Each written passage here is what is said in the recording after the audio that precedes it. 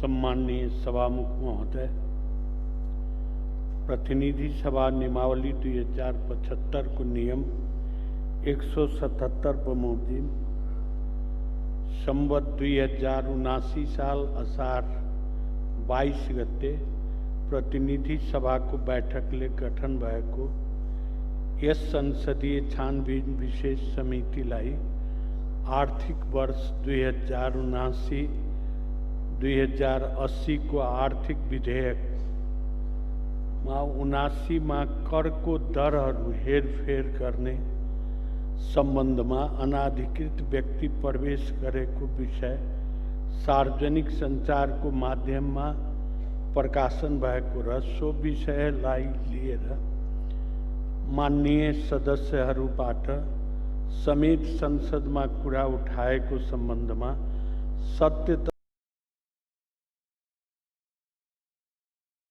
तथ्य छानबिन गरी सुझाव सहितको प्रतिवेदन तयार गरी सभा समक्ष पेश गर्ने कार्यक्षेत्र दिएको थियो। समितिलाई उक्त कार्य सम्पन्न गर्न 10 दिनको कार्यविधि कार्यावधि दिएको थियो। समितिले 79 असार 28 गते पहिलो बैठक बसी कार्य प्रारम्भ गर्यो। सोही बैठकबाट समितिले आफ्नो कार्यविधि पारित गर्यो। समितिको कार्यविधिमा समितिको छानबिनको लागि सूचना तथ्याङ्क प्रमाण सङ्कलन गर्न सक्ने जिम्मेवारी पक्ष र सरकारवाला पक्षसँग छलफल गर्न सकिने र स्थलगत निरीक्षण गर्न सक्ने व्यवस्था अनुसार समितिले अर्थ मन्त्रालयबाट बजेट निर्माण प्रक्रियासँग सम्बन्धित कागजात तथा मिति 79/2/14 र 79/2/15 को सीसीटीवी फुटेज माग गरेर छानबिनको सुरुवात भयो। सोही काममा समितिको दोस्रो कार्य दिनमा अर्थ मन्त्रालयको सीसीटीवी जरान र अभिलेख व्यवस्थापनको निरीक्षण गर्ने स्थगल अवलोकन गरियो। अर्थ मन्त्रालयबाट प्राप्त भएको कागजात र सूचनाको अध्ययन गर्ने समानान्तर रूपबाट मन्त्रालय र मातहत विभागका पदाधिकारीसँग छलफल समेत गरियो। सम्माननीय सभामुख महोदय, अर्थ मन्त्रालयबाट माग गरिएको मितिको सीसीटीवी फुटेज प्राप्त नभएको सीसीटीवी प्रणाली नै मगाएर अध्ययन गर्ने निर्णय अनुसार अर्थ मन्त्रालयबाट एनभीआर सिस्टम प्राप्त भयो।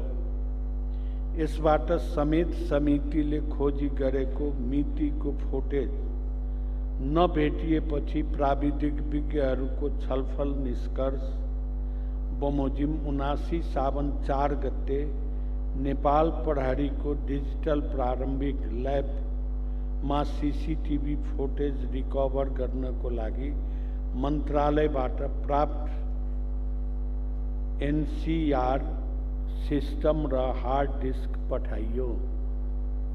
समितिको निर्धारित 10 दिनको कार्य अवधि रिकभरको काम सम्पन्न हुने अवस्था नरहेको र सीसीटीभी फुटेजको अध्ययन बिना समितिको छानबिन अधुरो हुने भएकोले समितिको कार्यावधि थप गरिदिन सम्माननीय सभामुखजीलाई समितिले अनुरोध गर्यो। समितिको कार्यावधि 7 दिन थप गर्ने सम्माननीय सभामुखजीले राख्नु भएको प्रस्तावमा प्रतिनिधि सभाको 19/2079 सावन 5 गतेको बैठकले सहमति जनाएपछि समितिको कार्यअवधि 7 दिन थप भयो। थप गरिएको समयभित्र समितिले अर्थ मन्त्रालयबाट प्राप्त कागजात पदाधिकारीहरूसँगको छलफल नेपाल प्रहरीको डिजिटल फोरेन्सिक ल्याबबाट प्राप्त प्रतिवेदन र रिकभर भएका क्लिप लगायत कागजातहरू र प्रमाणका विश्लेषण गरी यो प्रतिवेदन तयार गरेको छ। सम्माननीय सभामुख महोदय, समितिले थप गरिएको समेत 17 दिनको कार्यअवधि मा 23वटा बैठक बसी 75 घण्टा समितिको काममा व्यतीत गरेको छ। समितिलाई सम्पूर्ण मार्गदर्शन प्रदान गर्नुहुने सम्माननीय सभामुख, समितिका सक्रिय सहभागिता जनाउनु हुने समितिको सबै माननीय सदस्यहरू, समितिका छलफलमा सहभागी भई समितिको छानबिनलाई सहयोग पुर्याउने आमन्त्रित व्यक्तिहरू, अहोरात खटी समितिको काम कारबाहीलाई व्यवस्थित बनाउन सहयोग गर्नुभएको समेत समिति सचिव र सचिवालयका कर्मचारीहरू, समितिको काम कारबाहीको सूचना नियमित रूपमा नागरिक समक्ष प्रवाह गर्नुहुने सञ्चारकर्मी लगायत समितिलाई प्रत्यक्ष वा अप्रत्यक्ष सहयोग गर्नुहुने सबैलाई म हार्दिक धन्यवाद दिन्छु।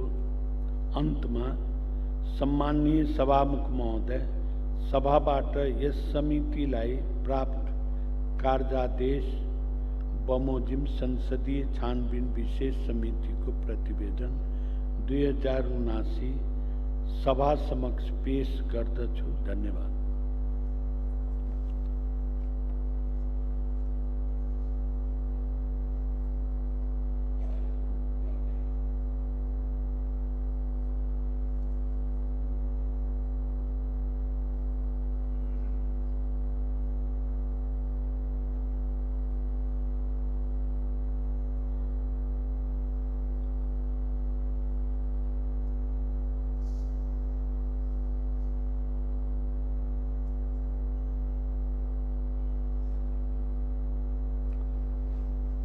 माननीय सदस्यहरू, प्रतिनिधि सभाको अर्को बैठक 2079 साउन 17 गते मंगलबार दिनको 1 बजे बस्ने गरी यो बैठक स्थगित हुन्छ।